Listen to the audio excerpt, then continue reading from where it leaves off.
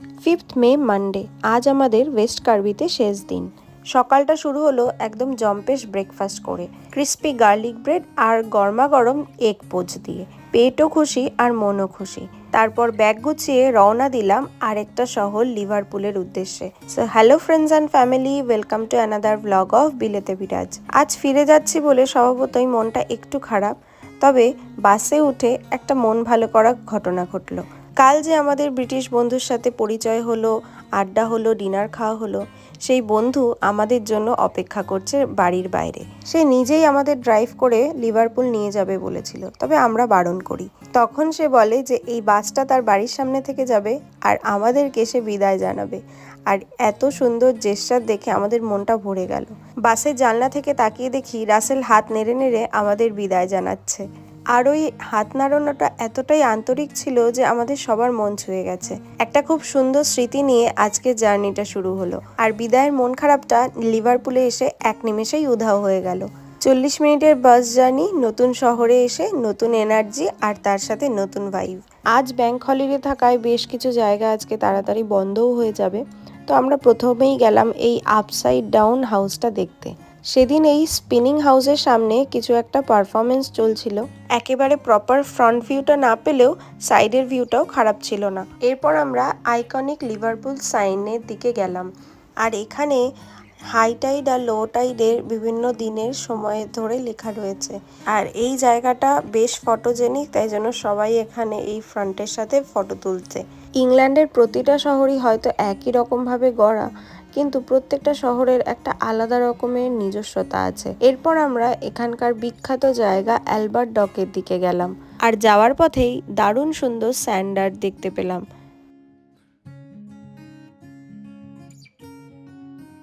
Mercy নদীর তীরে দাঁড়ালেই মনে হয় যেন একটা ইতিহাসের গন্ধ বয়ে যাচ্ছে।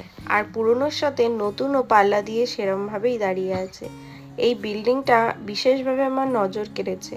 এত সুন্দর কনস্ট্রাকশন দেখে তাকিয়ে থাকতে হয়। লিভারপুল গেলে মাস্ট ভিজিট অ্যালবার্ট ডক। একসময় এটা পৃথিবীর সবচেয়ে অ্যাডভান্স ডক ছিল। জাহাজ ভর্তি চা, তুলো, রেশম সবকিছুই আসতো এখানে। আর এখন সেই গোডাউনগুলোই হয়ে গেছে নয় ক্যাফে বা মিউজিয়াম আর আর্ট গ্যালারি। প্যারিসে শুরু হওয়া লাভলক ট্রেন লিভারপুলেও ছড়িয়ে যায়। কাপেলরা তালা কিনে নিজেদের নাম আর ডেট লিখে এখানে রেলিংয়ে ঝুলিয়ে রাখে আর চাবিটা ছুঁড়ে মারে মার্সি রিভারের দিকে। তবে তালার ভার বাড়তে বাড়তে এমন অবস্থা হয়ে গেছিল রেলিংয়ের যে গভর্নমেন্ট থেকে 2015-এর পরে আর কোনো তালা লাগাতে দেওয়া হয় না। আর এগুলো সবই পুরনো তালা। পুরনো দিনের কিছু জাহাজের মতো রয়েছে যেগুলোতে এখন রেস্টুরেন্ট খুলে দিয়েছে। ডকের উপরে নানান রকম পুরনো দিনের রেড বিল্ডিং দেখা যাচ্ছে।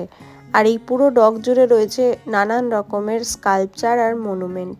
এরপরে আমরা একেবারে নদীর পাড়ে চলে এলাম। প্রায় 200 বছরের পুরনো এই ডকের সবচেয়ে আইকনিক জায়গা হলো এইটা আর এই রেড বিল্ডিংটা। আর এই নদীর উপরে নানান রকম অ্যাডভেঞ্চারাস বোট রাইডও হয়।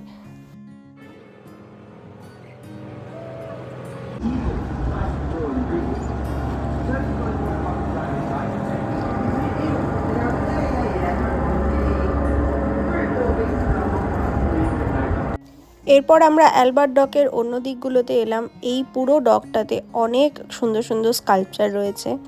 শহরটা তো শুধু জাহাজের আসা যাওয়া নয়, আরও অনেক ঐতিহাসিক মুহূর্তের সাক্ষী। এই ডক থেকেই দ্বিতীয় বিশ্বযুদ্ধের সময় কার্গো জাহাজে করে কত খাবার সাপ্লাই হয়েছে। লিভারপুল শুধু এখানকার পোর্টের জন্য নয়, এখানকার মিউজিকের জন্য অনেক বেশি বিখ্যাত। লিভারপুল শহরটা ইউনেস্কো সিটি অফ মিউজিক বলা হয়। বিখ্যাত পপ সিঙ্গার বিটলসের জন্ম হয় এই লিভারপুলেই। আর তাদের স্ট্যাচুর সামনে আমরা এখন দাঁড়িয়ে আছি। বিটলসের গানে যেমন ইন্ডিয়ার মিউজিকের অনেক ইনফ্লুয়েন্স আছে, তেমনি ইন্ডিয়ান মিউজিকেও কিন্তু বিটলসদের গানের প্রচুর ইনফ্লুয়েন্স আছে। অ্যালবার্ট ডক ঘুরে আমরা খাবারের সন্ধানে বেরিয়ে পড়লাম। মোটামুটি কাছাকাছি একটা ইন্ডিয়ান খাবারের স্টল খুঁজে পেলাম। একটা ছোট কার্টে খুব ভালো দারুণ দারুণ ইন্ডিয়ান খাবার পাওয়া যাচ্ছিল। তো এখান থেকেই আমরা আজকে দুপুরের জন্য অর্ডার করে নিলাম বিরিয়ানি আর তার সাথে মশালা ধোসা। পেট পুজো সেরে আমরা চলে এলাম গ্রেট ব্রিটেনের সবচেয়ে বড় ক্যাথিড্রাল চার্চের সামনে। আর আজ লিভারপুলের এটাই ছিল আমাদের শেষ ডেস্টিনেশন। আর এটা বিশ্বের 5th লার্জেস্ট ক্যাথিড্রাল। আর সত্যি এত বিশাল বড় চার্চ আমি এখানে আগে কোনোদিন দেখিনি। এখানে প্রতিদিন নাকি প্রায় 60,000 দর্শনার্থী আসে। লন্ডনের রেড টেলিফোন বক্স আমরা মোটামুটি সবাই চিনি, আর সেই বক্সের ডিজাইন করেছিলেন গিলবার্ট স্কট, আর সেই গিলবার্ট স্কটই ডিজাইন করেছিলেন এই ক্যাথিড্রাল। তাই তার স্মরণে এই চার্চের ভেতরেও আছে একটা classic red telephone box.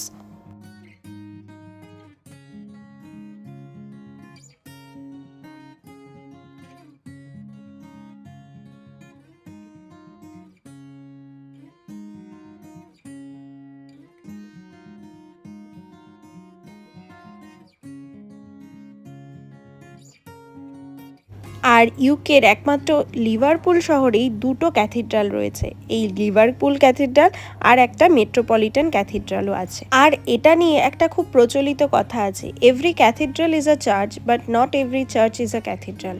Church হলো একটা ফিজিক্যাল বিল্ডিং যেখানে খ্রিস্টানরা জড়ো হয় প্রার্থনা করার জন্য, আর সেটা পরিচালনা করে যে কোনো একটা লোকাল প্রিস্ট। তবে ক্যাথিড্রাল পরিচালনা করে একজন বিশপ, যে সমস্ত চার্চের বস। আর চার্চ যে কোনো শহর বা গ্রাম সব জায়গাতেই থাকতে পারে, তবে ক্যাথিড্রাল কিন্তু শুধুমাত্র শহরে থাকে। আর যেখানে ক্যাথিড্রাল আছে সেটা হলো সিটি, আর যেখানে ক্যাথিড্রাল নেই সেটা হলো টাউন। তাই চার্চ হলো কিছুটা পাড়ার মন্দিরের মতো, আর ক্যাথিড্রাল হলো সেখানকার হেড অফিস। এখন আমরা দাঁড়িয়ে আছি ব্যাপটিজমাল ফ্রন্টের সামনে। ইউকেতে প্রায় সবারই ব্যাপটিজম হয় ছোটবেলায়, এটা ওদের জন্য খানিকটা ওই অন্নপ্রাশনের মতো একটা ফ্যামিলি ইভেন্ট, যেখানে নামকরণ শুদ্ধিকরণ করানো হয়। বা কেউ যদি খ্রিস্টান হয় তখন এই পবিত্র জল ছিটিয়েই শুদ্ধিকরণ করে তাকে খ্রিস্টান করে নেওয়া হয়। আর ক্যাথিড্রাল চার্চের আরেকটা বিশেষত্ব হলো এখানকার অর্গান। অর্গান মানে এই যে আমরা এখন সামনে দাঁড়িয়ে আছি, এটা 10,267টা পাইপ দিয়ে তৈরি। দেখতে কিছুটা পিয়ানোর মতো কিবোর্ডে থাকে, আর দেওয়াল জুড়ে বিশাল ছোট ছোট পাইপ থাকে, আর এই পেন্সিলের মতো পাইপগুলোতে বাঁশির মতো আওয়াজ বের করে। একটা কিতে একটা নোট না, একটা কি চাপলে প্রায় 10 থেকে 20টা পাইপ একসাথে বাজতে পারে। কিছুটা আমাদের ঢাক ঢোল পিটিয়ে যেমন ঠাকুরকে আরাধনা করা হয়, ঠিক এখানে খ্রিশ্চানিটিতে এই পাইপ বা অর্গানস বাজিয়ে কিন্তু ঠাকুরকে প্রেয়ার বা আরাধনা করা হয়। মানে আমাদের মন্দিরে যেমন ঢাক ঢোল কাসর ঘন্টা বাজে, এখানে বাজে অর্গান।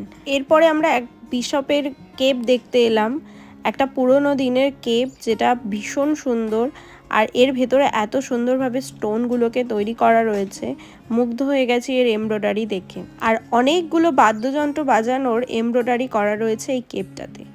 অসম্ভব সুন্দর একটা ভেলভেটের উপরে জরির কাজ করা, আর তার মধ্যে এরকম স্টোন বসিয়ে দেওয়া। চার্চ দেখে আমাদের আজকের মতো লিভারপুলের ঘোরা শেষ হলো।